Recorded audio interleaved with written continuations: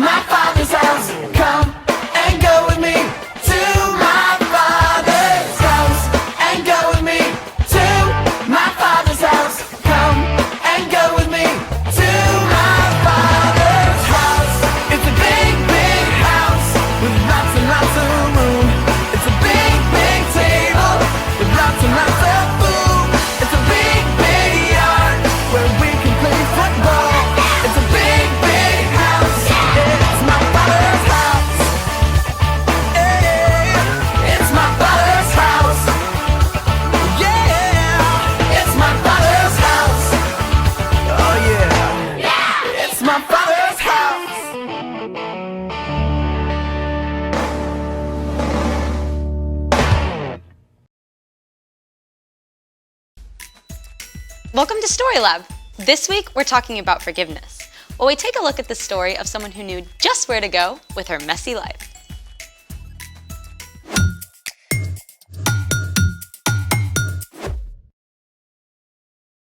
Hey, I'm Skylar. And I'm Sebastian. We're talking about forgiveness, which is deciding that someone who has wronged you doesn't have to pay. Speaking of forgiveness, Yes, you know how we're all works in progress? of course. And you remember that beaker full of delectable M&Ms that you left on the counter yesterday? Oh, right, thanks for reminding me. I totally want a snack right now. Yeah, about that. Wait, that's the beaker that the M&Ms were in? This is the beaker. Where are the M&Ms? You did not eat an entire beaker full of M&Ms! I was only gonna munch on a handful, but they kept calling to me.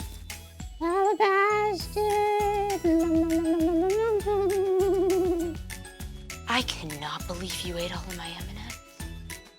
I feel terrible. Bet your stomach did too. True story. I'm really, really sorry. I'll get you some more. I forgive you. Thank you.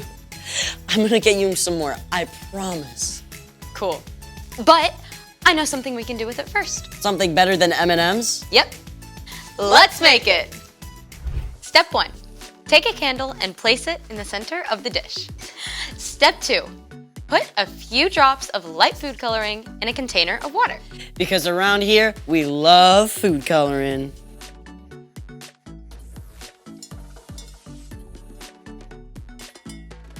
Then, pour the water in a shallow glass dish until it just covers the bottom.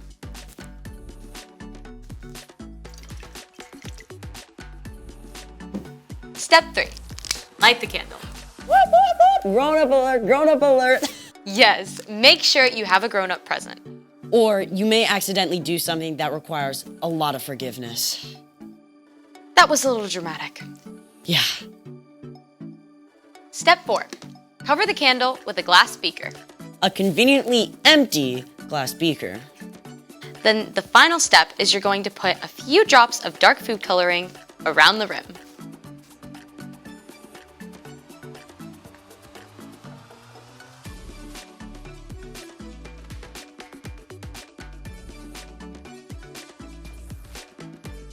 What's with the water?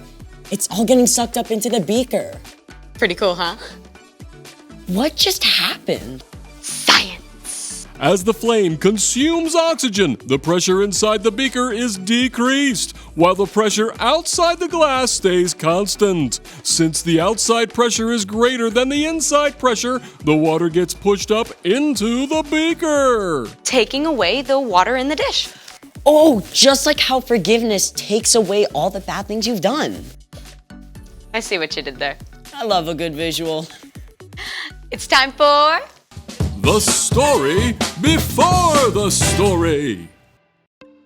Today, we're in Luke, the third book in the New Testament. But before Luke, in the very beginning, out of a deep, deep love, God made an amazing world. But when people turned away from God, the world was broken. God made a plan to draw people back into relationship. So, at the right time, God sent a tiny baby to be born in the small town of Bethlehem. God's very own son, Jesus. When Jesus grew up, he began to travel from town to town, teaching and healing. And while most people loved him, the religious leaders grumbled. That Jesus was changing the way they'd always done things. And they didn't like it. One bit. Which is where our story starts. Take it away. Hey everyone, I'm Chloe. Hey, Chloe. The religious leaders, some called Pharisees, were keeping a sharp eye on Jesus. They weren't completely sure about him yet. So, one of them, a man named Simon, invited Jesus to have dinner at his house. But even though Simon gave Jesus the honor of inviting him for dinner, Simon left out something important. See, at this time, everyone wore sandals, no socks. And when they walked the city streets, they got whatever was on those streets all over their feet. Use your imagination. Ugh. So, usually, when a guest came to your house, servants would wash their feet right away. As a sign of honor, you might give them a kiss and anoint their head with oil. But Simon didn't do any of this for Jesus. And someone noticed. A woman from town had heard Jesus was going to be at Simon's home. She lived a difficult life and done many wrong things, but she knew that Jesus' love and mercy were greater than her sins. She desperately wanted to see Jesus, so she came to Simon's house and saw where Jesus sat at the table. Now, you've got to understand something about how people sat to eat at this time. Tables were low down, so you actually sat on the floor. In fact, you might even lie down on your side with your head over here by the table and your feet back over here behind you. The woman had bought an expensive container of perfume to pour on Jesus' feet as a sign of love and honor. She must have thought it was terrible that no one had offered to wash his feet and wanted to do it herself. But she didn't have water or a towel. So this woman actually used her own tears to wash Jesus' feet and wipe them with her hair. It seems strange to us, but it was an incredible sign of this woman's love and devotion. After washing Jesus' feet, the woman kissed them.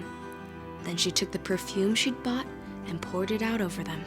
As the strong, sweet smell of perfume filled the room, Simon and the other guests watched the woman. They were shocked by what she was doing.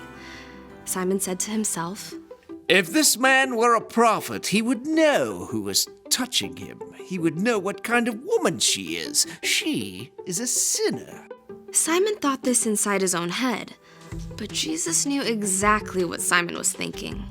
So he told a story to help Simon understand. Simon, I have something to tell you. Tell me, teacher. 2 people owed money to a certain lender. One owed him 500 silver coins. The other owed him 50 silver coins.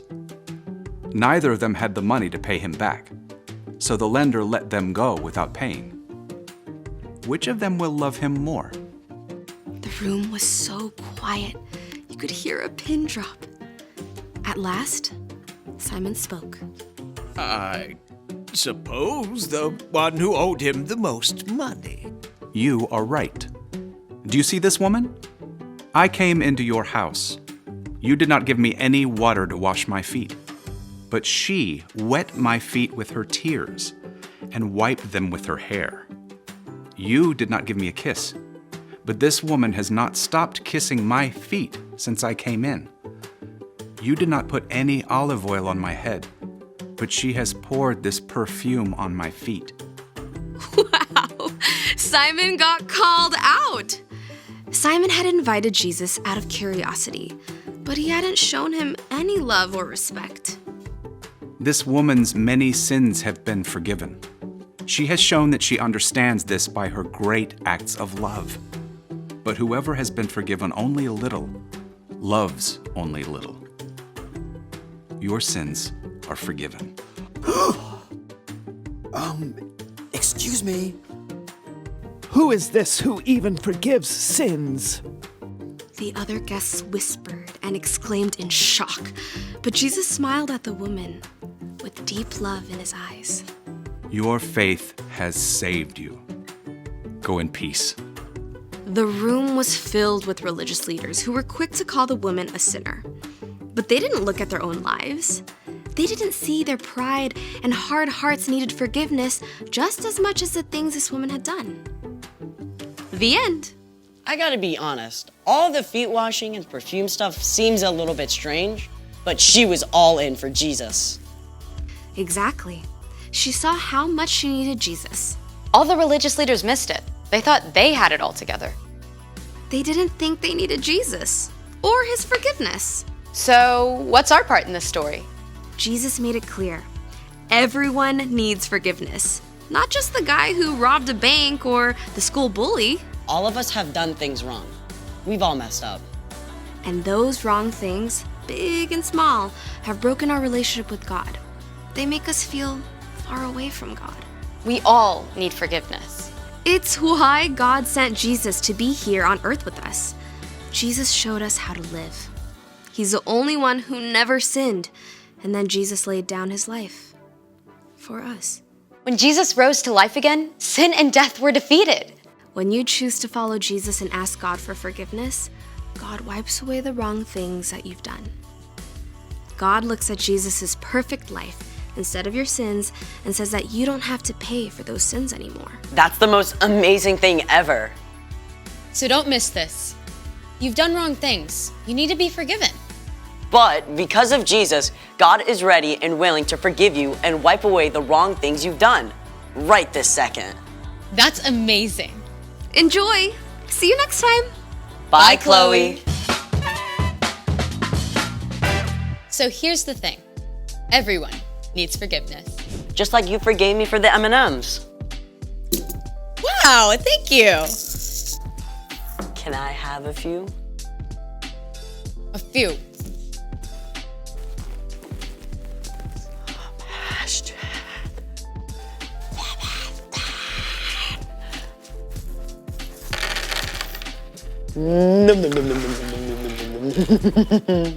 Okay.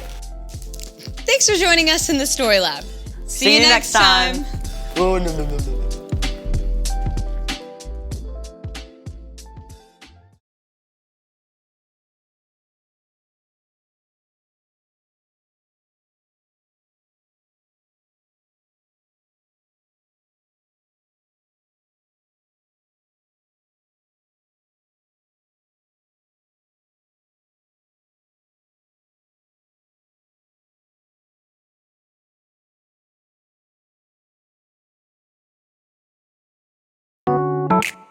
Yeah. Come on. Let's go. I know I'm gonna make mistakes in this life I live, but you never leave me. You forgive. I won't always get it right. It's alright, 'cause no matter what I do, I'm always loved by you. In the morning time, I'm gonna sing. God, you make me smile when you do and you think. I'm thankful for the way you set me free and all of the ways that you love me. I know I'm gonna make mistakes in this life I live, but you never leave me. You forgive.